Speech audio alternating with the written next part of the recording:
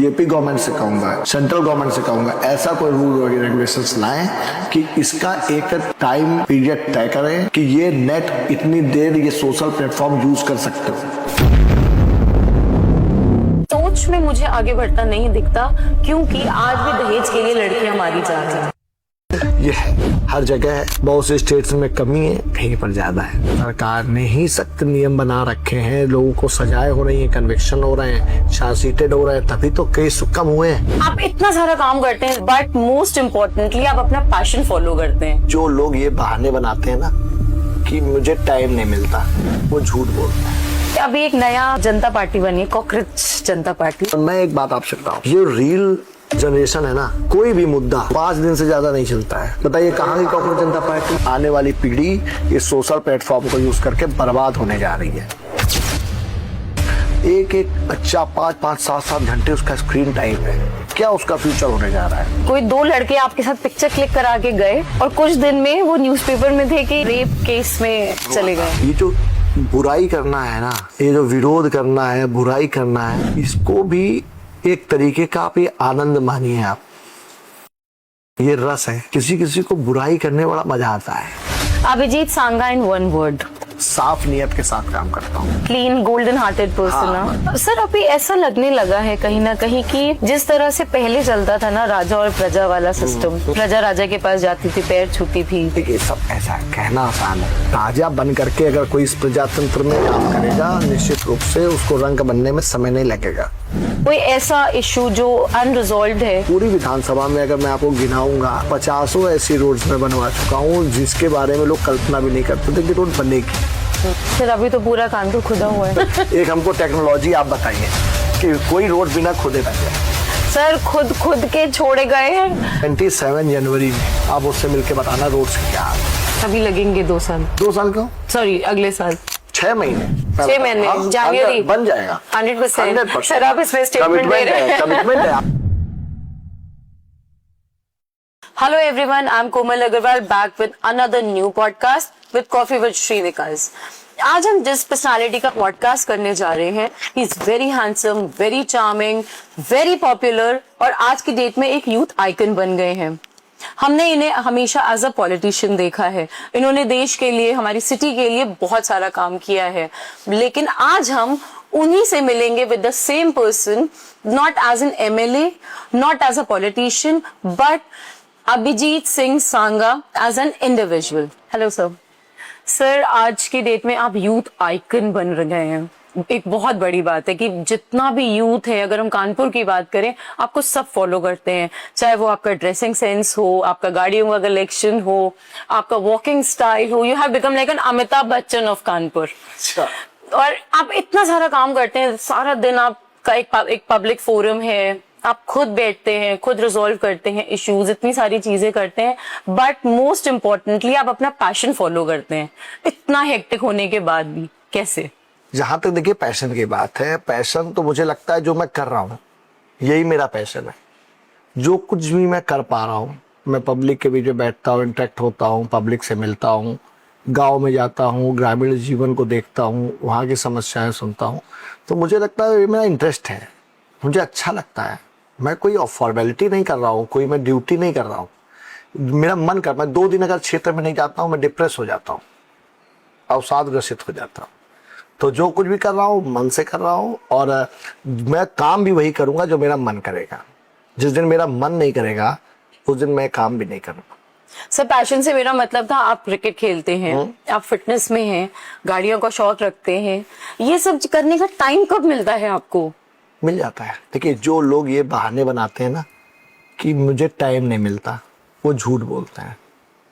आपका अगर कोई पैशन है, कोई इच्छा है, कोई शौक है, कोई हॉबी है, तो उसको आप मेंटेन कर सकते हैं। हफ्ते में एक बार समय मिल सकता है। सर लोग कह देते हैं मजबूरी है, नहीं कर सकते, बहाने हैं, और काम करने हैं, हाँ, और काम बस करने के लिए समय नहीं करना है। लेकिन जो आपका बचपन से जिस चीज में आपको आनंद आ रहा है, जिस काम को करने में आपका मन लग रहा है, अगर वो काम आप नहीं कर पा रहे तो क्या जीवन जी रहे हो? सही बात है। तो पैशन फॉलो करना चाहिए। और अपने सभी मित्रों से कहता हूँ, सभी छोटे भाइयों से कहता हूँ कि जो आपका शौक है, उसको मत मरने दीजिए। इस अंधी दौड़ में मत दौड़िए। ये कॉम्पिटिटिव लाइफ ठीक है, हमको कंपटीशन कर मिलेगा, बहुत ऐसे मोड़ आएंगे जहाँ पे हमको लगेगा कि नहीं, हमें इस प्रतिस्पर्धा में जीतना है। जीतना जरूरी है, लेकिन अपने मन को मार के नहीं जीतना है। सर, जो यूथ है आज का, वो कहीं ना कहीं पॉलिटिक्स में आने से डरता है, क्या रीजन है उसका? पॉलिटिक्स को देखिए, मैं तो कहता हूँ ये बहुत बड़ी साजिश है। उस साजिश में बहुत से मीडिया हाउस भी शामिल है, करेक्ट, मीडिया के लोग भी शामिल हैं, ब्यूरोक्रेसी भी शामिल है। आप बताइए, डेमोक्रेसी फॉर्मेट हुई थी, निर्माण किया गया था पब्लिक के लिए, by the people, for the people, to the people, जी, है ना? ये जो है जी जी जी, इसकी बिल्कुल। परिभाषा। जी, और आज जनप्रतिनिधि, मैं जनप्रतिनिधि हूँ, मुझे 3.5-4 लाख जनता ने अपना नेता, अपना प्रतिनिधि चुना है। आज अगर कहीं भी मैं कोई गलत काम करता हूँ, मेरी कोई गलत काम से कहीं समाज में गलत संदेश जा रहा है, तो पूरा क्षेत्र अपमानित महसूस करता है। लेकिन आज मीडिया ने एक ऐसा वातावरण बना दिया है कि पॉलिटिकल लोगों को जब वो चुनाव जीत जाते हैं, तो वही जनता के बीच में, वही जनता जो उनको चुनने का काम करती, अपने प्रतिनिधि को गलत साबित होते हुए देखते हुए, भले वो एक बार गलत भी नहीं है, तब भी पब्लिक को आनंद आने लगता है।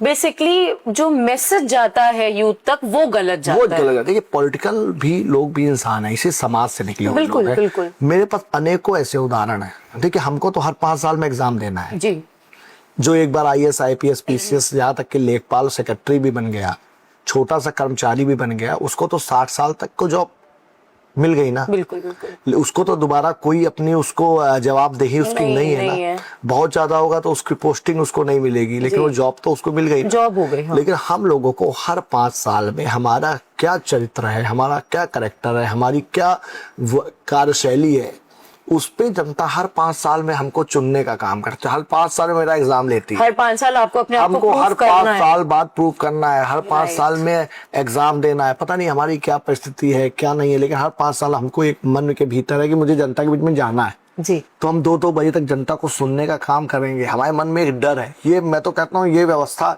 सबके लिए होनी चाहिए, ये ब्यूरोक्रेट्स के लिए भी होनी चाहिए, उनकी भी परीक्षा होनी चाहिए। बिल्कुल होनी चाहिए। कितना काम, अच्छा काम तो वो भी जनता के लिए कर रहे हैं। भाई, आप जनता के लिए काम कर रहे हैं, आप जनता के अगर जनता के नौकर हैं, हम भी जनता के सेवक हैं, आप भी जनता के सेवक हैं, हम आप सब लोग जनता के, जनता मालिक है, जनता को जनार्दन कहा गया है। लेकिन कहीं ना कहीं इसी व्यवस्था का लाभ ये अधिकारी भी उठा रहे हैं। और जनप्रतिनिधि इस डेमोक्रेसी में, अगर जिस दिन जनप्रतिनिधि डिफेम हो जाएगा, उसका ट्रस्ट खत्म हो जाएगा, उस पर विश्वास खत्म हो जाएगा, आप मान लीजिएगा डेमोक्रेसी खत्म हो जाएगी। जी, अभी कल आपने एक NGO इनॉग्रेट किया है, फाउंडेशन एक इनॉग्रेशन किया है, जिसका नाम है श्री राम यूथ फाउंडेशन। जी, जी। क्या सोच के किया है, क्योंकि इसमें भी यूथ वर्ड जुड़ा हुआ है? देखिए, 2 उद्देश्य हैं। पहला उद्देश्य तो ये है कि हम लोग हर काम के लिए सरकार को जिम्मेदार मानते हैं, सरकार से उम्मीद रखते हैं।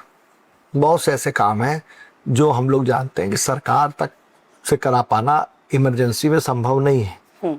हो सकता है कुछ उनके रूल्स हैं, रेगुलेशंस हैं, उस आधार पर लोगों की मददें होती रहती हैं। बहुत बार हम पहुंच भी नहीं पाते, क्योंकि बहुत सारे उसमें और बहुत से ऐसी barriers मददें हैं जो नहीं, तत्काल नहीं हो सकती। जी, उसके लिए थोड़ा समय लगता है। मैंने एक प्रयास किया है कि क्यों ना कानपुर में हम लोग एक ऐसी कोशिश करें कि जो बच्चे शिक्षा के अभाव में, धन के अभाव में जो शिक्षा से वंचित हो रहे हैं, अच्छी उत्कृष्ट शिक्षा जो पाना चाह रहे हैं, उसके लिए हम लोग एक समूह बना करके एक प्रयास करेंगे उन बच्चों की शिक्षा, और ख़ास तौर पे वो बच्चे जिनके पिता नहीं हैं, या जिनके माता पिता दोनों नहीं हैं, या जिनकी माँ मजबूर है, पढ़ा नहीं पा रही है, ऐसे बच्चों को हम लोग चिन्हित करके उनकी पढ़ाई पूरी करवा पा रहे हैं। उसके अलावा ऐसे बहुत से मरीज भी हम लोग देख पाते हैं जिनको इलाज तत्काल आवश्यकता है, और वो इलाज सरकारी मदद के बावजूद भी, और मदद मिल पाने में देरी होने की वजह से भी कभी कभी नहीं होता, गड़बड़ हो जाती है। तो ये इस समस्या को, एक छोटा सा मेरा प्रयास है, और मुझे अपने उस पूरी अपनी मित्र मंडली पर भरोसा है। जो लोग मुझको पसंद करते हैं या मुझ पर भरोसा करते हैं, मुझे उन पर भरोसा है कि हम लोग मिलकर के कुछ जैसे राम सेतु बना दो, तो गिलहरी ने भी सहयोग किया था, तो हो सकता है समाज में मिलके ही काम होता है। समाज में मेरा भी कुछ ऐसा सहयोग हो जाए जिससे समाज में कोई बच्चा आज से 15 साल 10 साल बाद बोले कि हाँ, हम इस फाउंडेशन की मदद से पढ़ करके आज मैं ये बन पाया। वो होल लाइफ आपका ग्रेटफुल रहेगा। मेरा प्रयास है, मेरा फोकस है, और मैं इसको एक्सप्लोर करूंगा। प्रयास रहेगा पूरे प्रदेश में एक्सप्लोर करूंगा, अन्य जिलों में भी करूंगा। जहाँ के लोग मुझ पर भरोसा करेंगे, मैं वहां तक इसको ले जाने की कोशिश करूंगा। सर, एक आजकल बहुत हम लोग न्यूज़पेपर में पढ़ते हैं और बहुत खराब भी लगता है देख के, जिस तरह से कहीं हम कहते हैं कि India is a developing nation, right. Developing nation का मतलब है हम आगे बढ़ रहे हैं, हम आगे बढ़ रहे हैं लाइफस्टाइल में, फाइनेंशियल टर्म्स में, सोच में। बट जहां से मैं देखती हूँ, सोच में मुझे आगे बढ़ता नहीं दिखता, क्योंकि आज भी दहेज के लिए लड़कियां मारी जा रही हैं। अभी रिसेंट हमारे सामने 2 केसेस आए, और ऐसे बहुत से केसेस हैं जो हमें पता भी नहीं चलते। आप सही कह रही हैं। ये समाज है, समाज में सुधार भी एक देखिए सतत प्रक्रिया है, निरंतर सुधार पर ये हमारी संस्कृति, हमारा पूरा जो ये कल्चर है डेवलप, जैसे आप डेवलपिंग करने की बात कर रहे हैं, तो हम लोग सुधार आया है, ऐसी बात सुधार नहीं आया है, सुधार आया है, लेकिन जिस तरह से घटनाएं बिल्कुल नहीं होनी चाहिए। भाई एक दौर था, इसी समाज में सती प्रथा भी थी ना, एक समय इसी समाज में सती प्रथा भी थी, फिर वो समाप्त हुई और धीमे धीमे धीमे धीमे बिल्कुल समाप्त हो चुकी है। दहेज प्रथा के लिए मैं आज आपसे बताऊं, बहुत से ऐसे समाज में अच्छे लोग भी हैं, मैं जिनको जानता हूं, जो दहेज के विरोधी हैं, दहेज मना भी करते हैं, और परिवारों में म्यूचुअल अंडरस्टैंडिंग के साथ में शादी विवाह भी हो रहे हैं। लेकिन हाँ, ये देखा गया है कि अभी भी बहुत जगह शिक्षा का अभाव है, जागरूकता का अभाव है। सर, ये जो केस हुए ये जज थी, जज है, रिटायर्ड जज है, तो सर इसका मुझे नहीं लगता पढ़ाई लिखाई से कोई लेना देना है। देखिए, वो आप सही कह रहे हैं, वो एक लालच, एक टेंडेंसी है, और हर परिवार के संस्कार भी होते हैं। हो सकता है उस परिवार को, क्योंकि मैं इतना डीपली उस फैमिली के बारे में नहीं जान पा रहा हूँ। ठीक बात है। और सर, ये एक ही बात नहीं है, बहुत सारे ऐसे आप कॉमन प्रॉब्लम बता रहे हो, ये है हर जगह है। बहुत से स्टेट्स में कमी है, कहीं पर ज्यादा है, जैसे अपने नॉर्थ इंडिया में। तो सर, आपको नहीं लगता कि सरकार को कुछ ऐसे एक्शन लेने चाहिए जिससे लोगों में डर बैठे? सरकार ने ही सख्त नियम बना रखे हैं, लोगों को सजाएं हो रही हैं, कन्विक्शन हो रहे हैं, चार्जशीटेड हो रहे हैं, तभी तो केस कम हुए हैं। पहले कितने केस होते थे, कितने केस होते थे। दोनों चीजें हैं। कहीं कहीं मैं एक बात और भी बताना चाहता हूँ आपको, बहुत जगह झूठे केस भी देखे गए। हाँ, ये भी है, दोनों तरह से दुरुपयोग भी हुआ है जी इस एक्ट का। बिल्कुल कुल मिलाकर के फेयर इन्वेस्टिगेशन होनी चाहिए, और जो भी दोषी हों उन पर कार्रवाई होनी चाहिए। मुझे ऐसा लगता है सर, थोड़ा सा लोगों में डर और होना चाहिए कि अगर हमने दहेज मांगा तो ऐसा ना हो कि इस तरह का कोई एक रूल रेगुलेशन आ जाए कि उसका नाम ले और आदमी डरे। हो रहा है, देखिए, सख्ती भी है, लोगों पर कार्रवाई भी हो रही है, और आने वाले समय में मुझे ऐसा लग रहा है, देखिए, एजुकेशन ही एक ऐसी चीज है जिससे सब चीजें दूर होंगी। जैसे उस महिला जज के साथ एक घटना हुई जी, वो पढ़ी लिखी होगी, हो सकता है उसके ससुराल में कुछ ऐसे लोग होंगे जो इस तरीके एजुकेट नहीं होंगे, जिन्होंने इस तरह की घटना कर दी। अच्छा, ये अभी एक नया जनता पार्टी बनी है, कॉकरोच जनता पार्टी, वो भी एक यूथ ने ही बनाई है, क्योंकि किसी ने सुप्रीम कोर्ट में बोला था कि जितने भी यूथ हैं सब कॉकरोचेस हैं, बेरोजगार यूथ। तो सर, यूथ को अगर हम कॉकरोच बोलेंगे तो आगे भविष्य तो हमारा वो उनका विचार था, उन्होंने बोला, किस भावावेश में बोल दिया, बाद में माफी भी मांगी, अपनी बात से भी पीछे वो हटे। उसके बाद ये सोशल मीडिया, सोशल प्लेटफॉर्म में एक नया सर 11 मिलियन फॉलोअर्स हो गए 5 दिन में। उसके बारे में मैं कुछ आपको बताना चाहता हूँ। अच्छा, ये बताइए आप, 11 मिलियन फॉलोअर हो गए, कॉकरोच जनता पार्टी लोग कनाडा की पॉलिटिकल पार्टी हो गई जी। पॉलिटिकल पार्टी की आप गंभीरता से अगर बात करें तो वो समूह पॉलिटिकल पार्टी होती है जिसका इलेक्शन कमीशन में रजिस्ट्रेशन होता है, जिसका कोई अध्यक्ष होता है, जिसका कोई मैनिफेस्टो होता है, जिसकी कोई योजना और नीति होती है, इन्होंने देखिए आज की तारीख में सच्चाई है कि देश का और पूरी इस विश्व का बहुत बड़ा वर्ग है जो केवल मोबाइल पे, सोशल प्लेटफॉर्म पे लगा हुआ है। आप बताइए, ये आप कैसे इसमें डिफरेंशिएट करेंगे कि 11 मिलियन फॉलोअर्स में इंडिया के कितने हैं, पाकिस्तान के कितने हैं, बांग्लादेश के कितने हैं, ऑर्गेनिक फॉलोअर्स कितने हैं, हाँ। ये आप कैसे आप इसमें डिफरेंस करेंगे? लेकिन सर अगर किसी ने एक पार्टी बनाई है हाँ। और हम कह रहे हैं हमको 100, 200, 500 फॉलोअर्स भी मिल गए अगर, तो कहीं ना कहीं 500 लोग, 5000 लोग उस चीज को अग्री कर रहे हैं। नहीं मानता, मैं आपकी बात से सहमत नहीं हूँ। आप ये बताइए, ऐसा कोई नियम है कि आप केवल एक ही सब्जेक्ट को फॉलो कर सकते हो? नहीं, एक ऐसा ही कोई संस्था को फॉलो कर सकते हो? हाँ। वो 11 मिलियंस लोग, हो सकता है वो ओवर एक्टिव लोग होंगे जो सोशल मीडिया पे परमानेंट एक्टिव रहते होंगे, जो हो सकता है एक बटन फॉलो का उन्होंने कॉकरोच पार्टी को भी दबा रखा होगा, एक बटन उन्होंने बीजेपी का भी दबा रखा होगा, एक कांग्रेस का भी दबा रखा होगा। ये देखिए इश्यूज आते हैं। और मैं एक बात आपसे बताऊं, ये रील जनरेशन है ना, कोई भी मुद्दा, डिजिटल मीडिया, कोई भी मुद्दा, कोई भी इशू 5 दिन से ज्यादा नहीं चलता है। बताइए कहाँ गई cockroach Janata party? With in 5 days बताइए कहाँ गई कॉकरोच जनता पार्टी? जी, खत्म हो गई। जितनी उम्र कॉकरोच की होती है उतनी उनकी पार्टी की। सर आप भी अग्री कर रहे हैं मतलब? हाँ, कि कॉकरोचेस है। नहीं, कॉकरोच और यूथ को आप कैसे पैरेलल बांध रहे हो? हाँ। हम नहीं मैं कहते, हम अपने यूथ को कॉकरोच कैसे कहते हैं कि भाई? राइट सर, क्योंकि यूथ ही आगे जाके पूरा हाँ, देश संभालेगा, काम करेगा। और आप एक यूथ सर आइकन है, देश की स्ट्रेंथ है यूथ। हाँ, लोग आपको बहुत मानते हैं। देश की स्ट्रेंथ है यूथ। यूथ के लिए तो हम तो विवेकानंद को सुनते हैं, सुभाष चंद्र बोस को सुनते हैं, शहीद भगत सिंह को पढ़ते हैं, चंद्रशेखर आजाद को पढ़ते हैं। आज के दौर में हमारे पास एक से एक नौजवान है जिनसे हम लोग प्रेरणा लेते हैं। हम कॉकरोच से प्रेरणा थोड़ी ना लेंगे। ये इतने बुरे दिन अभी हम लोगों के नहीं है कि हम उनसे प्रेरणा लेंगे। और देखिए मैं आपको बता दूं, ये जो फेसबुक है, ये फेक बुक है, इसकी दुनिया में जो लोग विश्वास करेंगे वो जान लीजिएगा धोखे में जी रहे हैं। मैं तो अपनी गवर्नमेंट से कहूंगा, बीजेपी गवर्नमेंट से कहूंगा, अपने सेंट्रल गवर्नमेंट से कहूंगा, ऐसा कोई रूल रेगुलेशंस लाएं कि इसका एक टाइम पीरियड तय करें कि ये नेट इतनी देर ये सोशल प्लेटफॉर्म यूज कर सकते हो। आने वाली पीढ़ी इस सोशल प्लेटफॉर्म को यूज करके बर्बाद होने जा रही है। एक्चुअली होता है कि यूज से ज्यादा मिसयूज होने लगता है चीजों का। बताइए आप, ये जो सोशल प्लेटफॉर्म्स हैं, दिन रील्स का जो दौर चल रहा है, एक एक बच्चा 5-5, 7-7 घंटे उसका स्क्रीन टाइम है। क्या उसका फ्यूचर होने जा रहा है?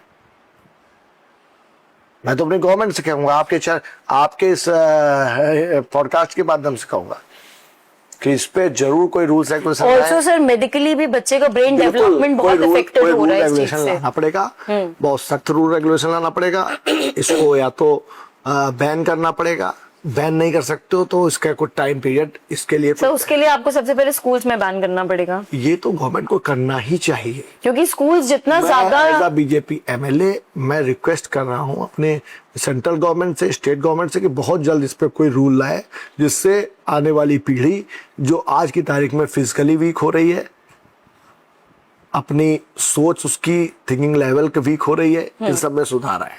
सर ये जो स्टार्टअप्स हो रहे हैं और जो लोग ऑलरेडी एम्प्लॉयड हैं किसी ना किसी फर्म में या किसी फैक्ट्रीज में, कहीं पे भी, मैं सिर्फ कानपुर शहर की अगर मैं बात करती हूँ, तो इसकी ग्राउंड रियलिटी क्या है?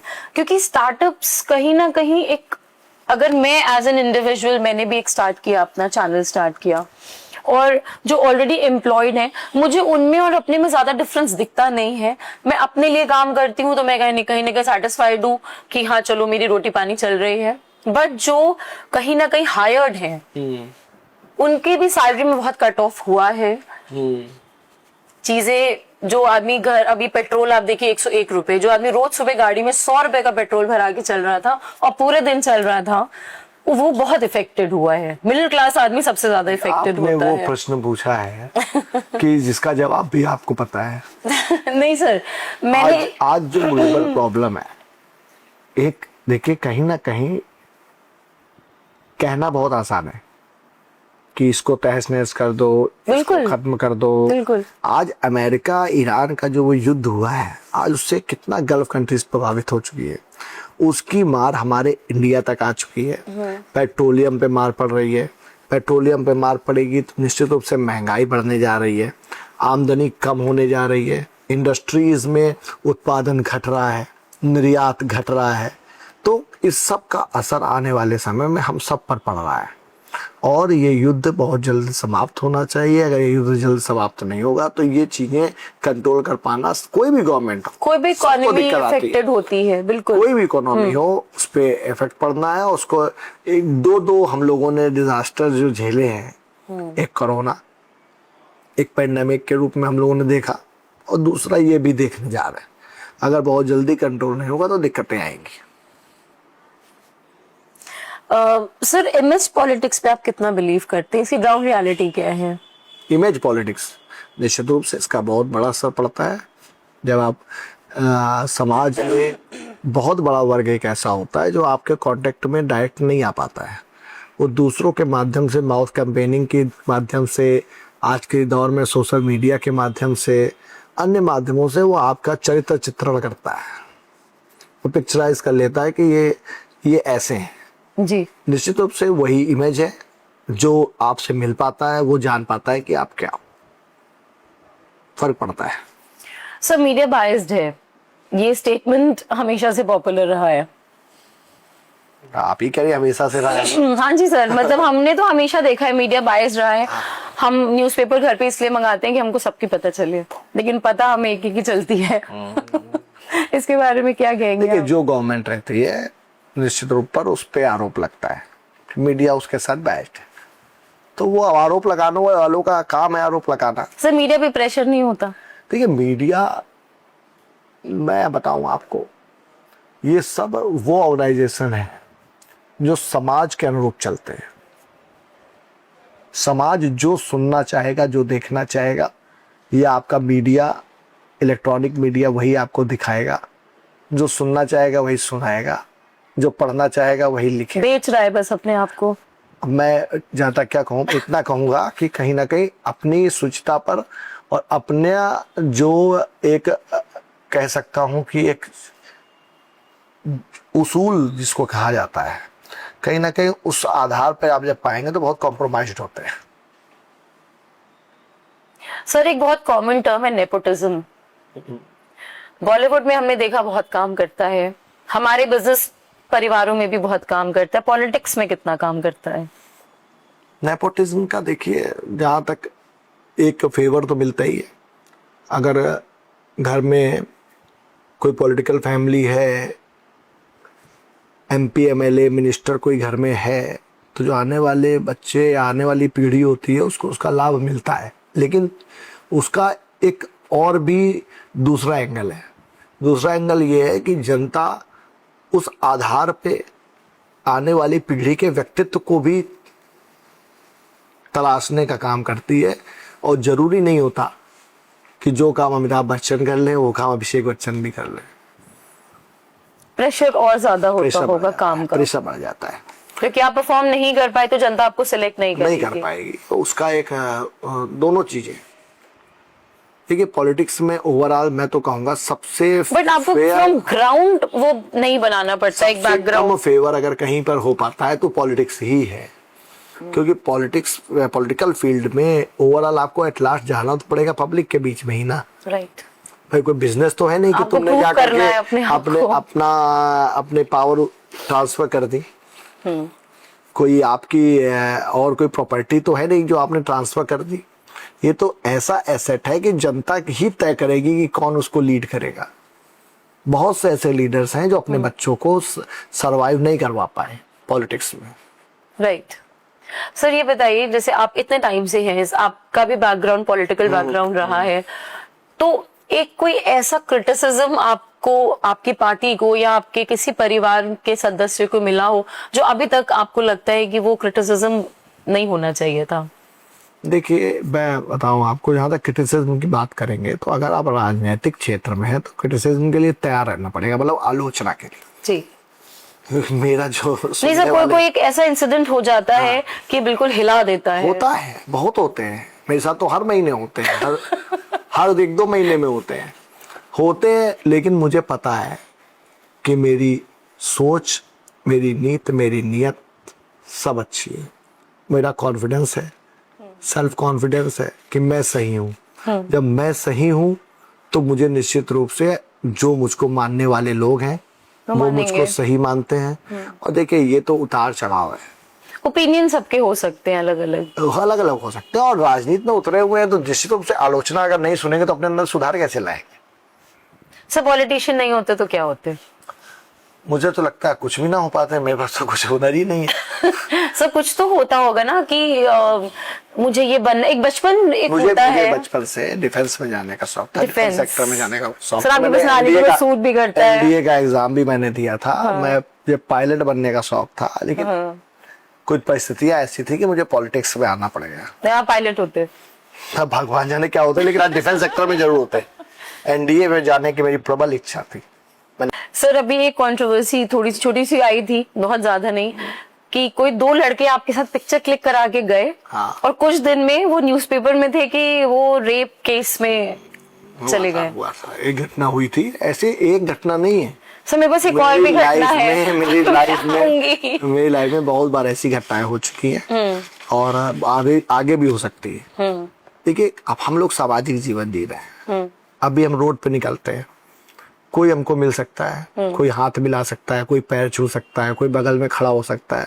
और वो हमसे मिलने के बाद जाकर के मान लीजिए कोई वो अपराध कर दे या कोई घटना कर दे, देखिए उस पर कभी भी कोई पॉलिटिकल व्यक्ति, मतलब सबके लिखा होता है। आपके फैन हो सकते हैं सर वो। हाँ, वो फैन भी हो सकते हैं। तो वो कभी भी ऐसे लोगों को संरक्षण नहीं दे सकता कि तुम जाकर के इस तरह के काम करो। तो जानने के बाद लेकिन लोग कनेक्ट कर, क्योंकि आप एक पब्लिक फिगर हैं, वो तो करेंगे ही, वो आपको कनेक्ट करते करेंगे ही। हैं। देखिए, आप ही बताइए, ऐसा हो कि मुझे पता हो कि ये पेशेवर क्रिमिनल है, उसके बाद मैं उसके साथ फोटो खिंचा रहा हूँ, उसके साथ रिश्ते रख रहा लेकिन हूं। लोग सर ऐसे ही सोचते हैं। अब देखिए, अब लोगों का सोचने के, देखिए मैं बताऊं आपको, ये जो बुराई करना है ना, ये जो विरोध करना है, बुराई करना है, इसको भी एक तरीके का आप ये आनंद मानिए। आप, ये रस है। किसी किसी को बुराई करने में बड़ा मजा आता है। आप आनंद देखिए, आप बात करिए, उसको कोई मतलब नहीं है, वो मोदी जी की उसको बुराई करनी है, करेगा। राहुल जी की बुराई करनी है, करेगा। योगी जी की बुराई करनी है, करेगा। और जबकि घर में उसकी पत्नी भी उससे खुश टैक्स नहीं नहीं है, लगाया ना आपने इस पे, है ना? इसलिए नहीं, वही मैं कह रहा हूं, वो फ्री ये में हो रस रही है। ये रस है। इस रस से आप लोगों को मुक्त मत करिए। हाँ। जो लोग आपकी बुराई करके अगर उनको किसी तरह का आनंद मिल रहा है, अच्छा बताइए, बुराई किसकी होती है? सर, जो आई थिंक फेमस हो रहा है, जो कुछ है, जिसकी कुछ चर्चा उसी से तो लोग जलते हैं और फिर उसी तो की फिर बुराई आप करते हैं। देखिए, बुराई के लिए आप खुद बुरे मत हो और बुराई की चिंता मत करो। कोशिश करो आपसे कोई गलतियां ना हो। बाकी ऐसी बुराइयों की परवाह आप करेंगे, लोग भगवान राम की भी बुराई करते हैं, भगवान कृष्ण की भी कमियां बताते हैं, सबकी कमियां बताते, कमियां बात है, बताने वो में भगवान की कर क्या सकते दिक्कत हैं, है? तो हम फिर लोग तो कुछ नहीं है, सब चीजें तो हम लोग तैयार है। अभी हम रोड पे निकल रहे हैं, कल को कोई फिर वही बात हो जाएगी, फिर आप कहेंगे आकर के देखिए परसों उसके साथ आपकी फोटो थी, है कि नहीं? तो उसका कोई अंत नहीं है। सर, जो हमारा अभी करंट एजुकेशन सिस्टम है या जो हमारे स्कूल्स हैं, सिर्फ कानपुर की अगर हम बात करते हैं तो उसमें बहुत डिफरेंस देखा जा रहा है। कुछ स्कूल्स हैं, इतने वो हाई सोसाइटी के स्कूल्स हैं जहाँ पे बोला जाता है कि नेताओं के बच्चे पढ़ते हैं, ये वहाँ के टीचर्स भी उनसे डरते हैं। और एक है जो एवरेज स्कूल्स हैं, नाम मेंशन नहीं करूंगी सर, एवरेज स्कूल्स हैं, उनकी फीस भी इकोनॉमिकल है, पढ़ाई वही हो रही है। तो ये सर इतना डिफरेंस जो एजुकेशन सिस्टम में आ गया है, इसको कैसे हम बराबर करेंगे? ये बहुत बड़ा प्रमुख मुद्दा है जो आपने उठाया है। हम लोग योगी जी से उम्मीद करते हैं और मोदी जी से भी उम्मीद करते हैं कि देश के एजुकेशन सिस्टम पे बड़ा काम करने की आवश्यकता है, और जिससे एक सिक्योरिटी, लोगों के अंदर ये भाव, समानता का भाव, इक्वालिटी का भाव ये आए, जिससे लोगों को कहीं ना कहीं जो पहले विद्या को एक पुण्य के रूप में देखा जाता था, सब गुरु हमारे भगवान की तरह गुरु होते परंपरा थे। थी। जी, आज वो दौर है कि विद्या एक व्यापार बन चुका है, राइट। और विद्या का व्यवसायीकरण, व्यापारीकरण रोक पाना और रोकना आज की तारीख में इस देश का सबसे प्रायोरिटी वाला काम होना चाहिए, प्राथमिक काम होना चाहिए। ये आपके चैनल में मैं शाम को इसे कहना चाहता हूँ, ये हमारी सरकार को भी, प्रदेश सरकार को भी और केंद्र सरकार को भी और हर पॉलिटिकल पार्टी को इस पर ध्यान देना चाहिए। इसमें सर एक क्वेश्चन और ये बनता है कि जो मैंने आपको एक स्टैंडर्ड डिफरेंस बताया, ठीक है, सोसाइटी तो हमारी एक ही है। हम जब चार लोग मिलते हैं तो वो हायर सोसाइटी के बच्चे भी होते हैं और मिडिल क्लास वाले भी होते हैं, पर जब वो मिलते हैं, मैं तो इस स्कूल से पढ़ा हूँ, तुम्हारे स्कूल में ये फैसिलिटी नहीं है, तो बच्चों में एक इन्फीरियोरिटी कॉम्प्लेक्स आता है, जिसकी वजह से एक जो डिप्रेशन या बच्चे डिप्रेस हो रहे हैं, उनमें अलग अलग टाइप के थॉट्स आ रहे हैं, इसको हम कैसे रोकेंगे? देखिए मैं आपको बताऊं, हम लोगों को पॉजिटिव सोचना चाहिए। ये देश 1947 में आजाद होने के बाद में इस देश में लिटरेसी के लिए काम हुआ है। जी बिल्कुल हुआ है। मैं कोई अपनी गवर्नमेंट की तारीफ नहीं कर रहा हूँ। 47 के बाद हर गवर्नमेंट ने धीमे धीमे काम किया है। हमारी गवर्नमेंट ने आकर के भी उसको और बल दिया है। आने में, क्योंकि डेमोक्रेटिक व्यवस्था है, हम लोग कोई राजशाही राजतंत्र में नहीं रहना है कि कल एक आदेश कर दिया गया और कल से वो फॉलो हो गया। जी। डेमोक्रेटिक व्यवस्था है, दिन पर दिन चीजों में इम्प्रूवमेंट हो रहा है। आने वाले समय में ऐसी हम लोग उम्मीद करते हैं कि इनमें भी इम्प्रूवमेंट होना है। ऐसे नहीं एजुकेशन हम लोग की कोई अब इंडिया की खराब है, नहीं खराब नहीं है। अपने इंडिया के एजुकेशन को ग्रहण करने के लिए लोग बाहर से आके इंडिया में पढ़ाई कर रहे हैं। बिल्कुल बिल्कुल, सबसे अच्छा इंडिया के एजुकेशन इंजीनियर्स सिस्टम है। पूरे विश्व में डिमांड है। इंडिया के डॉक्टर्स की पूरे देश विश्व में डिमांड है।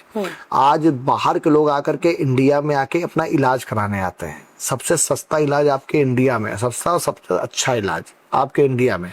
बस आप जो ये कहना चाह रहे हो कि वर्गीकरण जो हो रहा है वो निश्चित रूप से आने वाले समय में गवर्नमेंट सुधार रही है और सुधरेगा। अब हम लोग ये सोच रहे हैं कि तुरंत सुधर जाए, सुधार पहले से बहुत आ चुका है, अब धीमे धीमे और आएगा। सर कास्ट सिस्टम, रिलीजन, ये बहुत बहुत प्रमुख मुद्दा है, मुख्य मुद्दा है, और इसको सबसे ज्यादा हवा सोशल मीडिया दे रही है और इस पे सुधार आना चाहिए। आज हम लोग जब भी कोई सोशल प्लेटफॉर्म को देख रहे हैं, जो लोग जिनको को किसी भी वर्ग के हों, अगड़े हों, पिछड़े हों, दलित हों, हिंदू हों, मुसलमान हों, जिनके पास कोई काम नहीं है ना, वो काम केवल एक समाज को भड़काने का काम कर रहे हैं। और समाज को भड़का करके ब्राह्मण को दलित से लड़ाना, सवर्ण को डिवाइड एंड रूल सिस्टम वापस आ रहा है, क्षत्रिय को ब्राह्मण से लड़ाना, बैकवर्ड को दलित से लड़ाना, ये काम करने का प्रयास वो लोग कर रहे हैं, जिसमें उनको ये लगता है किसी तरीके से ये सनातनी या हमारे हिंदुस्तान के लोग बटे, डिवाइड एंड रूल वाला सिस्टम वो। हाँ। और वो रोकना बहुत आवश्यक है। मैं इसीलिए मैंने अपने जो youth foundation, Shriram youth foundation बनाया, उसमें भी मैंने ये प्राथमिकता रखी कि मैं समाज के हर वर्ग को जागरूक करने का काम इस संस्था के माध्यम से करूँगा। सर लड़कियां आपको लव लेटर्स लिखती थी, शायद अभी भी लिखती हैं। अरे नहीं, अभी भी लड़कियां आपकी बहुत फैंस हैं। मैंने जब बताया कुछ लोगों को कि मैं अभिजीत सिंह सांगा का पॉडकास्ट कर रही हूँ, तो वो थोड़ा सा एक्साइटेड हो गई, हमें भी ले चलो, हमें भी मिला दो। सर ये किसका राज क्या है? कोई राज नहीं है। देखिए यूथ कनेक्ट करता है अपने आप को। सर फैंस है वो आपके। हाँ, यूथ कनेक्ट करता है और अच्छी बात है। यूथ कनेक्ट करके अपने आप से मुझे जोड़ पाता है, मदद मेरी हर जगह किसी भी एंगल से मदद कर पाता है। सब मैं आपके लुक्स की बात कर रही हूँ। अब वो देखिए, वो अब कोई किसी को, हम भी बहुत पसंद करते हैं तो उससे कुछ ना होता भाई। देखिए ऐसा है ना कि ये एक आपकी ये ईश्वर की कृपा होती है कि भगवान की देन है। ये ईश्वर की कृपा है। नहीं सर, आप फिटनेस पे भी बहुत ध्यान रखते हैं। ठीक है, वो फिर मैं आपको बता रहा हूँ सर, यूथ आपको फॉलो करता है, मतलब आपकी लाइफस्टाइल भी फॉलो करता है। इट्स नॉट जस्ट कि आप जो दिख रहे हैं बस उतना, क्योंकि जब हम किसी को फॉलो करते हैं ना तो we try to get inside. आपको बताऊं, पसंद की बात ये होती है, जैसे सचिन तेंदुलकर है। हाँ। हम लोगों को पसंद है। हाँ। तो वो अच्छा लगने लगा। जो पसंद होता है वो अपने आप अच्छा लगने लगता है। ये जरूरी नहीं है कि जो भाई फीचर्स बहुत लोग हैं, बहुत अच्छे हैं, बहुत लोग बहुत सुंदर हैं, जरूरी नहीं कि वो आपको पसंद हो, लेकिन कभी कभी क्या होता है, आपको हो सकता है उसकी बातचीत आपको पसंद हो, उसका नेचर पसंद हो, उसके डिसीजंस पसंद हो। भाई मोदी जी हैं, अब मोदी जी के ही लुक सबको अच्छे लगने लगे। भाई अब योगी जी हैं, योगी जी के आप वस्त्र देख लीजिए, योगी जी की वेशभूषा देख लीजिए। योगी जी कोई ऐसा तो है नहीं कि कोई बहुत अच्छे लुक्स हैं, लेकिन उसके बाद भी जनता क्यों पसंद करती है? उनके डिसीजन से पसंद करती है, उनके निर्णय से पसंद करती है, उनका जो एक इमेज बनी हुई है उस वजह से पसंद करती है। सर अभी ऐसा लगने लगा है कहीं ना कहीं कि जिस तरह से पहले चलता था ना राजा और प्रजा वाला सिस्टम, प्रजा राजा के पास जाती थी, पैर छूती थी, तो राजा को अगर लगता था कि हाँ वाकई इसका कुछ कल्याण होना चाहिए तो कर दिया। अभी देखने में ना नेता और प्रजा ऐसा हो गया है। ऐसा कुछ नहीं है। नेताओं को झोली फैला करके एक एक गली में सर वो केवल वोट के टाइम पे, देखिए सब ऐसा कहना आसान है। मैं आपसे बार बार कहता हूँ, आप अच्छा ये बताइए, मैं कुछ विरले तो अपवाद हर जगह होते हैं जी, आप कोई चाहे जितना जरूरी काम हो, अगर आपको पब्लिक के बीच में रहना है तो फिर रहना है। हम लोगों के जो टाइम टेबल सेट है, अभी हम बैठे थे, धूप में पसीना गिर रहा हो चाहे कुछ हो रहा हो, हमें उनकी बात सुननी है, उनके काम करने हैं। जी अब इस जगह राजा प्रजा क्या हो गया? नौकर तो हम है ना सर, सेवक हम है, आपकी हम सर बैठे हुए हैं, पब्लिक के आदेश सुन रहे हैं। सर आपकी आइडेंटिटी अलग है, इसीलिए आपको लोग फॉलो कर रहे हैं, बट जनरली नेताओं का जो चल रहा है सिस्टम। मैं आप देखिए, आप नेता और विधायक और सांसद ये दोनों अलग चीजें हैं। जी, रिप्रेजेंटेटिव और नेता ये दोनों अलग चीज। नेता शब्द को लोगों ने बड़ा खराब कर दिया। नेता का मतलब है लीडर, लीडर का मतलब है लीड करने वाला। yes, yes. जरूरी नहीं है कि हर विधायक नेता हो। विधायक होना, सांसद होना भाग्य है, परिस्थितियां हैं।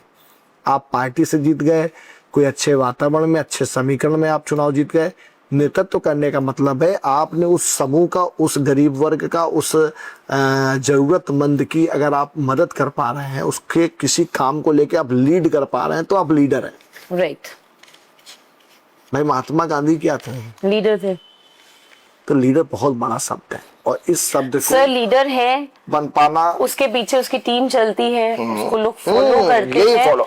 और सर वही मैं आपसे बात कह रही हूँ कि अगर लीडर अपने आप को राजा जिस दिन कह देता है तो राज प्रजा बन जाता है। कहाँ राजा कह पाएगा? देखिए राजा बन करके अगर कोई इस प्रजातंत्र में काम करेगा, निश्चित रूप से उसको रंग बनने में समय नहीं लगेगा। कोई एरिया में, बिठूर में, आप क्योंकि बिठूर के एमएलए हैं, तो क्या आप कोई ऐसा इशू जो अनरिजॉल्व्ड है और आप उस पे काम कर रहे हैं? हम लोग कर रहे हैं। देखिए बिठूर विधानसभा एक बहुत बड़ी विधानसभा है, उत्तर प्रदेश का क्षेत्रफल के मद्देनजर सबसे बड़ी विधानसभा है। बिल्कुल है। लगभग 100 किलोमीटर से बड़ा क्षेत्र था। जब मैं यहाँ एमएलए 2017 में बना, तब यहाँ जर्जर सड़कें थी, बहुत से गांव में लाइट नहीं थी, इलेक्ट्रिसिटी पहुंचाने का काम उन गांव में हमने किया। जो पतली पतली टूटी सड़कें थी बिठूर आने के लिए या अगल बगल क्षेत्रों में जाने के लिए, बिल्कुल कच्ची सड़कें थी, मुझे याद है। वो सब बन चुकी हैं। आज आप गंगा बैराज से आराम से जाते हैं, हमारी कनेक्टिविटी बहुत अच्छी हो गई। बिठूर आने के लिए मुझे लगता है सबसे अच्छी बहुत इजी हो गई आज बिठूर की है। इसके अलावा आज रिंग रोड भी हमारे बिठूर बन रहा है। आज हमारे कानपुर में मेट्रो रेल सेवा का जो विस्तार हुआ है वो भी आप देखिए, 4th फेज, 3rd फेज अभी हम लोगों को मिलने वाला है, 4th फेज लास्ट 2027 में हम लोग को मिल जाएगा। तो बहुत बदलाव हुआ है। हमारे यहाँ डिफेंस कॉरिडोर बन चुका है, जो पूरी विधानसभा में अगर मैं आपको गिनाऊंगा तो 50 ऐसी रोड्स में बनवा चुका हूँ जिसके बारे में लोग कल्पना भी नहीं करते थे कि रोड बनेगी। तो इस जगह मैं प्रदेश के मुख्यमंत्री योगी जी को बहुत बहुत धन्यवाद दूंगा कि उन्होंने हमारे बिठूर विधानसभा में जो कानपुर का आउटस्कर्ट एरिया है, कानपुर का जो मैं कहूँगा आने वाला जो कानपुर है, उस कानपुर को सुंदर बनाने का योगदान उन्होंने कर दिया है। सर अभी तो पूरा कानपुर खुदा हुआ है। अच्छा बताइए, एक हमको टेक्नोलॉजी आप बताइए कि कोई रोड बिना खुदे बन जाए। सर खुद के छोड़े गए हैं कितने। सर अभी क्या होगा सर? एक टाइम भी हर काम को करने के लिए एक समय सीमा होती है। आपको लग रहा है आप जिस समय सीएम गेट की रोड बन जाएंगी ना, आप मुझसे, मैं इतना कह सकता हूँ, 27 जनवरी में आप मुझसे मिलके बताना रोड्स की क्या हाल है। अभी लगेंगे 2 साल, 2 साल क्यों, सॉरी अगले साल 6 महीने 6 महीने, क्यों? 20 कौन सा महीना? 26 चल रहा हाँ, है। लो 6 महीने, जनवरी बन जाएगा 100%। सर आप इसमें स्टेटमेंट दे रहे हैं। कमिटमेंट है। अब मैं कानपुर को लेकर के मैं आज आपसे बता रहा हूँ, जी। हम लोगों के अंदर धैर्य नहीं है, धैर्य रखना पड़ेगा। सर हमारी गाड़ियां टूट गई हैं, गाड़ियां आपकी भी टूटी हैं, हम सब भी उसी रोड पे गुजर जब रहे हैं। बारिश होती है धंस जाती है एक रोड। बात सही कह रहे, उसी के तो निराकरण के लिए रोड्स बन रही है। वो जो आपकी समस्या थी, कानपुर हमारा आज का शहर नहीं है, कानपुर एक प्राचीन और औद्योगिक नगरी है। इतना फुटफॉल है, इतना भीड़ है, उस भीड़ को आने वाले समय में सुनियोजित करने के लिए इन रोडों का निर्माण हो रहा है। अभी योगी जी ने जो ये सीएम की योजना है, इसकी समीक्षा की है अभी इस विगत दिनों में, और जो रोड्स में प्लेटफॉर्म बड़े चौड़े चौड़े रखे जा रहे थे उसको भी कम कर दिया है। उन्होंने कहा है कि रोड चौड़ी करो, प्लेटफॉर्म कम करो, रोड जितनी चौड़ी हो सकती है उतनी चौड़ी रोड बनाओ। क्योंकि उनको पता है, हम सबको पता है कि रोड जितनी चौड़ी होगी हमारे कानपुर में जाम इजी हो जाएगा। हाँ इजी हो जाएगा। तो हमारे प्रदेश के मुखिया को एक एक जानकारी हर शहर की है, और आने वाला कानपुर आप देखेंगे, ये भी आपका लखनऊ कानपुर एक्सप्रेसवे शुरू होने जा रहा है, आने वाली 7 तारीख को इसका ओपनिंग होने जा रही है। आप पाएंगे कि कानपुर लखनऊ एक हो जाएगा आने वाले समय में। 45 मिनट्स की दूरी बता रहे हैं, कुछ ऐसे हो जाएगी। हाँ 45 मिनट्स में आप पहुंच जाएंगे। आप जाज मऊ से आप अमौसी 40 मिनट्स में पहुंच जाएंगे। अभिजीत सांगा इन 1 वर्ड। इन 1 वर्ड?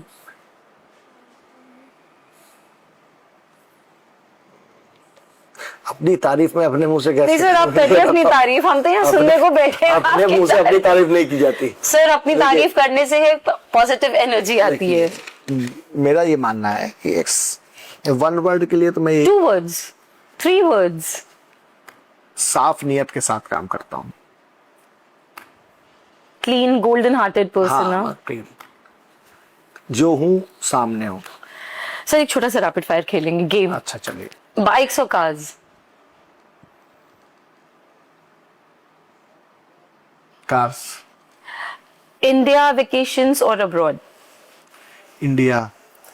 एक वर्ड में आपकी पार्टी, एक वर्ड में आप अपनी पार्टी को कैसे डिस्क्राइब करेंगे? नेशनलिस्ट पार्टी, राष्ट्रवादी पार्टी। एक डिसीजन जो लाइफ का आप चेंज करना चाहते हैं, या एक डिसीजन जो आपने कभी ले लिया और आप सोचते हो यार अब चेंज हो जाए। ऐसा कोई डिसीजन, कोई गिल्ट नहीं, सब डिसीजन रखो उसमें। All good. पावर या रिस्पेक्ट? रिस्पेक्ट। पावर से ऊपर। पॉलिटिक्स या रिलीजन? पॉलिटिक्स या रिलीजन? देश। कंट्री। Third option. एक message to the youth? Youth से बस मैं ये कहूंगा कि साथियों, एक बहुत बड़ी चुनौती को हम लोगों को फेस करना है। हम लोगों को कहीं ना कहीं हम लोग सफल होने के लिए शॉर्टकट अपनाते हैं। आप हिस्ट्री भी पढ़ना शुरू करिए और आप ये जानिए कि कभी भी किसी शॉर्टकट से परमानेंट सफलता नहीं मिली है। अगर परमानेंट सक्सेस चाहते हैं तो निश्चित रूप से मेहनत करनी होगी, परिश्रम करना होगा, पसीना बहाना होगा, और सफलता निश्चित मिलेगी। परिश्रम ही सफलता की कुंजी है। सर आपको यूथ फॉलो करता है, तो उन्हीं में से एक फॉलोअर भी है, फैन कह लीजिए, कुछ भी कह लीजिए, बस थोड़ी सी आपसे बात करना चाहता है। बिल्कुल बिल्कुल। तो प्लीज बुला लें उसको। सर मैं आपके पास आज कुछ यूथ को लेकर के क्वेश्चंस पूछने आया हूँ। तो पहला मेरा ही पर्सनली एक क्वेश्चन आपसे ये है कि एज अ बिजनेसमैन अगर मैं पॉलिटिक्स में आना चाहता हूँ तो वो क्या स्टेप्स हैं जो मैं फॉलो करूँ और पॉलिटिक्स में एक छोटा सा अपना नाम कमा सकूँ? इसके सबसे एक अच्छा फार्मूला मैं आपको बताऊंगा कि 3 पार्ट में आप इसको बांट सकते हो। जी सर। एक तो संवाद करिए। संवाद समझते हैं? जी। कम्युनिकेशन। अब आप ये बताइए, आपके पड़ोस में कौन रहता है? पड़ोसी का क्या नाम है? सर देवांश है, अज्जू भी है, लोग सब। अब ये देखिए, आपका पूरा एक ऐसा संवाद होना चाहिए कि पूरे उस मोहल्ले के लोग, उस पूरे एरिया के लोग ये कहें कि नहीं, आप से उनका कम्युनिकेशन कंटिन्यू है। वो चाहे आप किसी भी माध्यम से करते हो, शिष्टाचार करते हो, उनका सम्मान करते हो, उनके बुरे वक्त पे खड़े होते हो। ये संवाद है, जी सर, बहुत जरूरी है ये। ठीक है ना। ये पहला सब्जेक्ट है। दूसरा क्या है कि आपको सेवा करनी होगी। जी, मैं देखिए जो मैं फार्मूला बता रहा हूँ ये शॉर्टकट नहीं है, लॉन्ग टर्म है। ये एक ऐसा, ये आपको लीडर बनाएगा। हो सकता है एमएलए एमपी बाद में बनाए, लेकिन आपको लीडर बनाएगा ये। जी सर। आप सेवा करिए। सेवा जब आप करेंगे, कोई हॉस्पिटल में भर्ती है उसको देखने जाएंगे, उसके लिए कुछ फल लेकर के जाएंगे, कोई किसी को इलाज की जरूरत होगी, आपकी जो मतलब क्षमता होगी आप उसकी मदद करेंगे, किसी की शिक्षा में मदद करेंगे। ये जो भाव आपके अंदर आएगा तो वो एक अच्छा लीडर बनाएगा आपको, और आप उन लोगों के बीच में आपकी एक अच्छी इमेज बनेगी। जी सर। तीसरा, संघर्ष, ये भी जरूरी है। कभी कभी समाज में एक ऐसी व्यवस्था बनी हुई है, और खासतौर पर प्रशासनिक व्यवस्था ऐसी बनी हुई है, जिसके सामने आपको संघर्ष की भी परिस्थिति आती है। तो ये संवाद, सेवा, संघर्ष एक अच्छे संगठन का निर्माण करता है और अच्छे नेता का भी निर्माण करता है। जी। आप अगर इन पॉइंट्स पे काम करेंगे तो एक आप अच्छे लीडर बनेंगे। बाकी तो लोग परिस्थितियों में ऐसे लोग भी विधायक सांसद बन गए हैं कि जिनको मुझे नहीं लगता कि बहुत कुछ उन्होंने अच्छा फील्ड पे सेवा की हुई है, लेकिन वो परमानेंट नहीं है। आपको अगर लीडर बनना है तो आप ये 3 काम करें। सर, जैसे कि जो आज का यूथ है वो स्मार्ट वर्क को ज्यादा फोकस करता है as comparison to hard work, तो आप इस पे क्या पॉइंट रखना चाहते हैं अपना, और क्या यूथ को एक मैसेज देंगे? आप बताइए, आप यूथ हैं, आप स्मार्ट वर्क अच्छा मानते हो कि हार्ड वर्क अच्छा मानते हो? सर, मेरे अकॉर्डिंग तो दोनों चीजों को बैलेंस लेके चलना चाहिए। अब स्मार्ट वर्क, हार्ड वर्क, कुल मिलाकर के आपको अपडेट रहना चाहिए। आज के दौर में आप अपडेट रहना चाहिए। जैसे क्रिकेट होता है, जी। आप बैटिंग कर रहे हो, कैसी बॉल आ रही है वैसे ही तो आपको बैटिंग करनी है ना। हर बॉल पे ना आप 6 मार सकते हैं, ना हर बॉल को आप रोक सकते हैं। कुल मिलाकर के आपको बोल्ड नहीं होना है, आउट नहीं होना है। तो इस तरह ये जिंदगी भी वही है। हमेशा ऐसी ऐसी परिस्थितियां आएंगी, अगर आपने वहां धैर्य खो दिया तो आप वहीं बोल्ड हो जाएंगे। तो बोल्ड नहीं होना है, हर परिस्थिति में अपने आप को सरवाइव करना है। सर, जैसे कि जो आज का यूथ है वो सोशल मीडिया के हेल्प से मोटिवेट हो रहा है कि डिस्ट्रैक्ट हो रहा है? डिस्ट्रैक्ट हो रहा है। सर, वो किन किन पॉइंट्स पे जो सोशल मीडिया पे है उनको रोक लगानी चाहिए, आपको क्या लगता है? देखिए, सोशल मीडिया जीवन नहीं है जी। काल्पनिक जीवन है। काल्पनिक जीवन को एंजॉय किया जाता है जी। एंटरटेनमेंट की तरह। मूवी देखने जाते हैं ना, जी। धुरंधर देख ली, हमजा तो नहीं बने ना आप। सही बात। बस आप देखिए, एंटरटेनमेंट के रूप में देखिए, नॉलेज गेन करिए। ऐसा नहीं कि उसमें अच्छी चीज, अच्छे कंटेंट नहीं आते। अब नॉलेज गेन करिए, सीखिए, और उसका उपयोग अपने दैनिक जीवन में करिए। ना कि हम काल्पनिक जीवन में फंस जाएं, हम लोग उसी जीवन में अपने आप को, अपना कीमती समय बर्बाद कर दें। उसी को रियलिटी मान लिया है एक्चुअली। ये इस पे सुधार करना होगा। So this is Komal Agarwal signing off again and we'll be back with a very new podcast next time. ये थे हमारे साथ अभिजीत सिंह सांगा जी, जिन्होंने यूथ को लेके बहुत अच्छे अच्छे टिप्स एंड ट्रिक्स दिए हैं। आप उन्हें जरूर फॉलो करिए। You will be a very big leader at any point of time.